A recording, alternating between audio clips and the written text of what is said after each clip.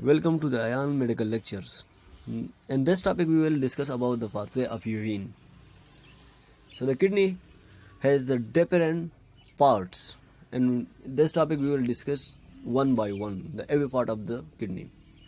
So this is the ureter, and there is a large blood vessels which supply the blood to the venule. The inferior vena cava and the descending aorta. These blood vessels supply the blood to the venule. Here the red one is the descending aorta and the blue one is the inferior vena cava. This is the descending aorta and this is the inferior vena cava. And this one, the tube, is called ureter. So the inside the kidney there is a venal medulla, and inside the venal medulla it's called the venal pyramids.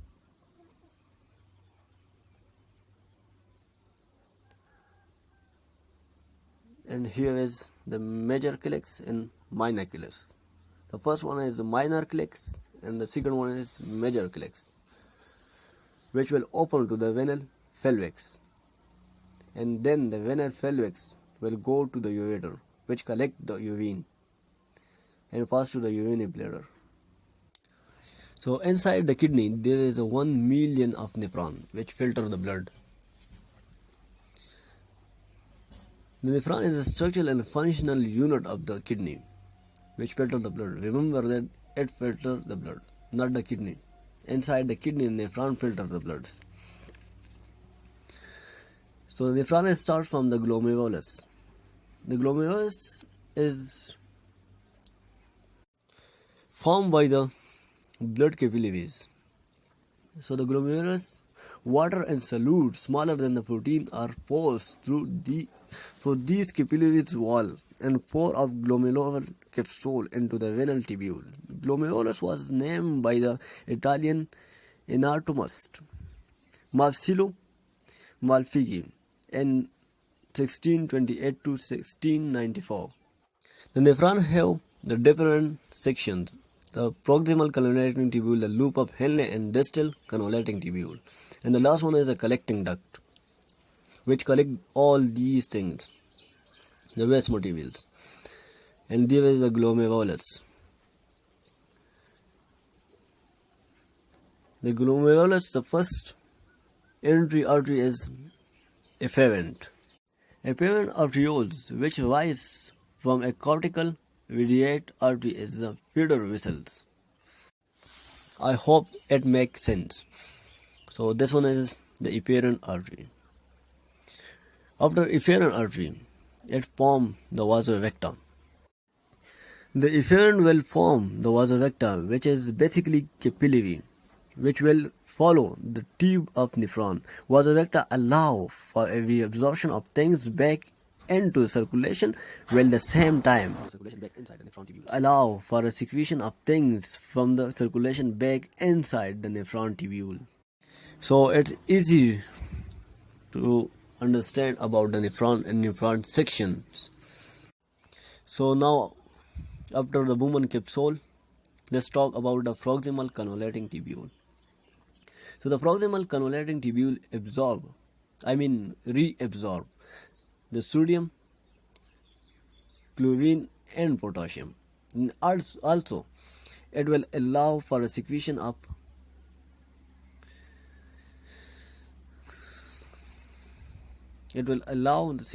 for creatinine, drugs, and hydrogen ion. The hydrogen ion play an important role in the venal tubule. We will talk about later. So now let's talk about the loop of Henle. So the loop of Henle of nephron will reabsorb the water H2O, sodium.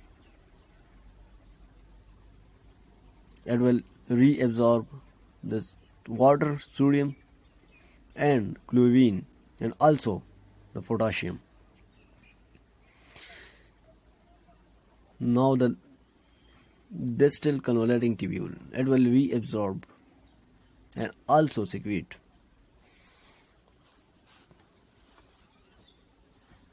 the sodium, chlorine, potassium, calcium, and magnesium, and also bicarbonate. Bicarbonate play a key role in the renal tubule, and also it will secrete the hydrogen and the potassium. So the role of sodium and water.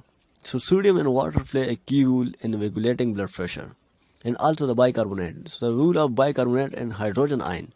So the hydrogen ion and bicarbonate play a key role in acid-base balance.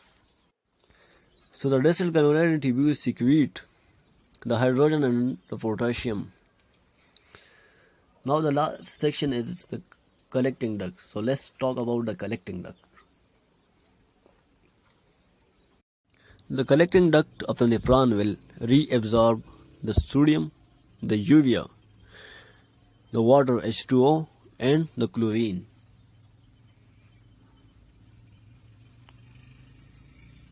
These different segments or sections are responsible for the reabsorption of different electrolytes and substances, but also these different segments of the nephron may absorb things in varying amount.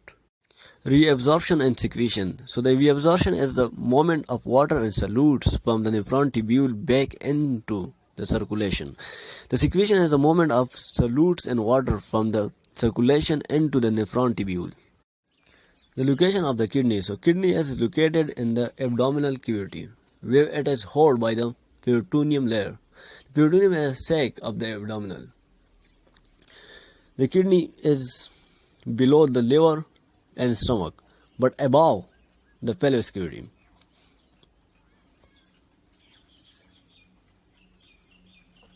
So here is the blood vessels, the descending aorta and the inferior vena cava.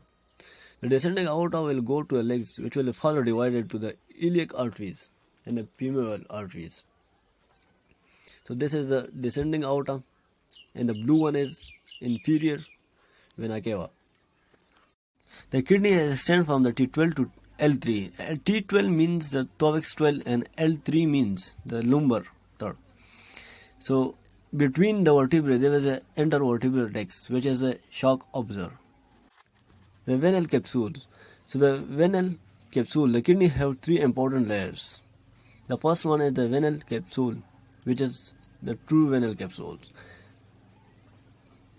And the second one is nephron, which is actually a fat. The third one is the venal fascia. So the venal fascia is important because it extends medially and surrounds the large vessel, for example, inferior vena cava and the descending aorta.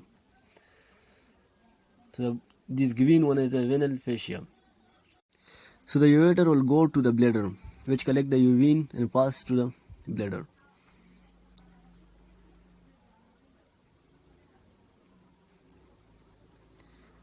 Here is the prostate gland, and there is a trigone, and also there is a urethral opening, and there is a dorsal muscles, which is important for the elasticity of the urinary bladder. The maximum capacity of the urinary bladder is a 300 to 600 milliliter.